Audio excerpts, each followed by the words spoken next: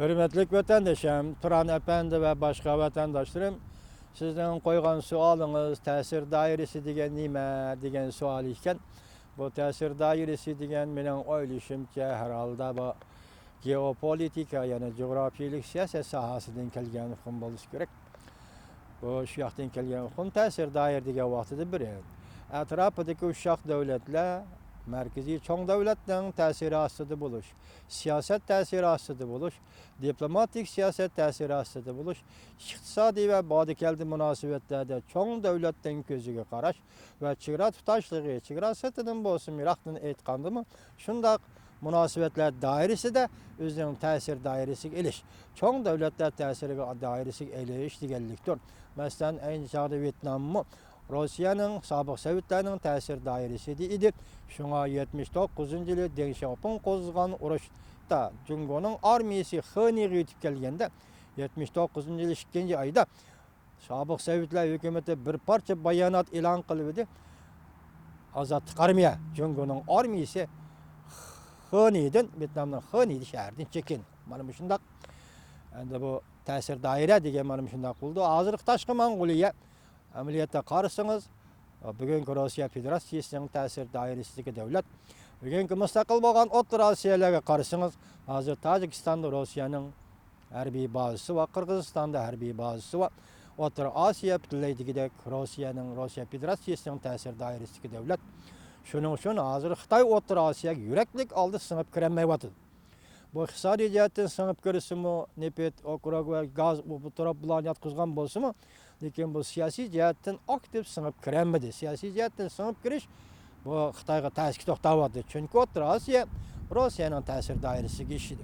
Şundaqla aynı vaqtda mesela 1900 yıllarda Rusya şimaldaki Manjuriya devletini besip algan idi. Keyin bu yerden qanday çekinip çıktı. Ben okugan edim, esimde qalmadı, hazır bir nima diyemeymen. Manjuriya şu vaqt Rusya'nın tesir dairesiga kirgan edi. Tesir dairesi degende xalqan vaqtida o biqindi davlatga aylanishi mumkin.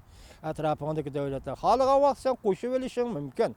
Xalqan vaqt onu biqindi davlatga aylantirib siyosatdan ta'sirida boshqarib turishing mumkin. Bu demak sening tesir dairang sening gapingni anglaydigan davlatlar deganlikdir.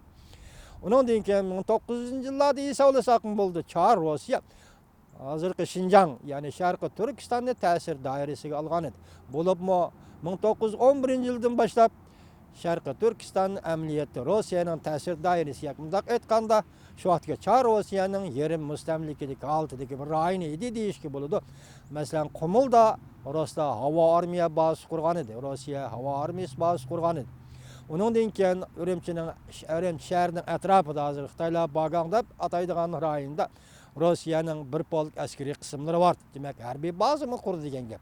Taki 45 yıl 2. ayının 11. günü Xalqaro Yalta konferensi açılışıca Rusya evvelki sabık Sovetler Şinjan'ı özünün tesir dairesiga algan edi.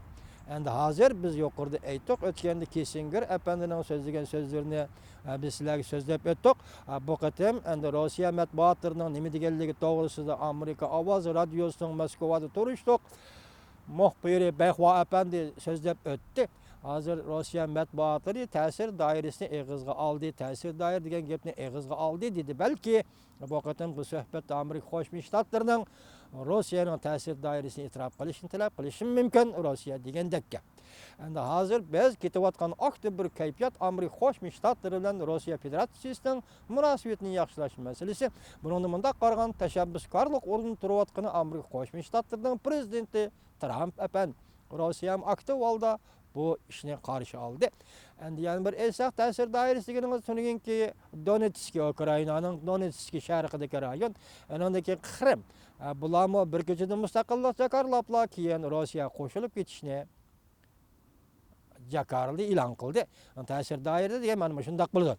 Endi bizning bu Şinjan rayonining ayni vaqtda Çar Rusya'nın tesir dairesi, Sovetlarning tesir dairesi ekanligini faqat 1945 2. ayının 11. günü Yalta konferansida, ondan keyin 1945 8. ayının 14. günü Moskvada açılgan iki devlet söhbeti ve imzalagan Rus-Xitoy shartnomasi orqali bugünkü Şinjan rayonunun Xitayga qo'shib berilganligidan iborat mushu jarayonni samingizga salamiz, hurmatli vatandoshim Turan Apan. Ta'sir doira degan mana shundoq bo'ladi. Endi bu ishlarda bundan keyingi Amerika Jungo munosabati qayoqqa mangdi? Hozir bir qiziqib diqqat qiladigan nuqtalar mana shu. Endi Amerika Qo'shma Shtatlarining ichki ishlar to'g'risida Gingrich Apanning so'zlagan nutqini sizlarga anglatdik. Mana shundoq bo'ladi. Siyosat shundoq bo'ladi ekan. Biz uni kuzatib turib, yaqin yana nima gap chiqdi, o'tirib bir xabar chiqib qoldi. Endi rasmiy yolg'on buni qilolmaydi. Hozir Ukrainada 5 kun 6 kundek bo'pti, Ukrainada yana urush bo'layotgandak. Bu urushni Rossiya taraf qo'zg'adimi yoki Ukraina taraf qo'zg'adimi? Hozir ikki tarafdan gap o'tirdi. So'zlanyapti, kim ekanligi ma'lum emas. Endi bu urush masalasida Rossiyani Ukrainadan chiqib ketishga yoki shu yangi boshlangan urushni to'xtatish to'g'risida Amerika Qo'shma Shtatlari qanday siyosat belgilaydi va nima deydi? Biz kelgusida bu to'g'rida xabar e'lon qilsa, vatandoshlar bilan uchrashib turamiz va vatandoshlarga tanishtiramiz.